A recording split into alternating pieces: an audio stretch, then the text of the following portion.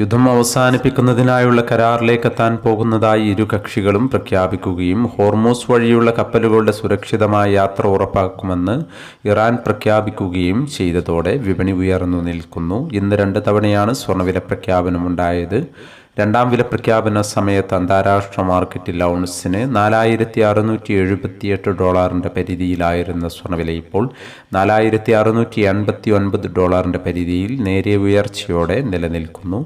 മറ്റു ഘടകങ്ങൾ പരിഗണിക്കുമ്പോൾ കേരള വിപണി കാര്യമായ മാറ്റങ്ങളില്ലാതെ തുടരുകയാണ്. മാർക്കറ്റിൻ്റെ ഇപ്പോഴത്തെ അവസ്ഥയിൽ നാളെ സ്വർണ്ണവിലയിൽ മാറ്റമില്ലാതിരിക്കാനോ അല്ലെങ്കിൽ നേരിയ മാറ്റത്തിനോ ഉള്ള സാധ്യത മാത്രമാണ് നിലനിൽക്കുന്നത്. ഇപ്പോൾ തങ്കവില ഗ്രാമിന് കാലിക്കറ്റ് 15,030, തൃശ്ശൂർ, എറണാകുളം 15,000 എന്നീ നിലകളിലാണ് എത്തി നിൽക്കുന്നത്. എല്ലാ വ്യൂവേഴ്സിൽ നിന്നും ഒരു ലൈക്ക് പ്രതീക്ഷിച്ചുകൊണ്ട് ഇന്നത്തെ രണ്ടാം വില നോക്കാം.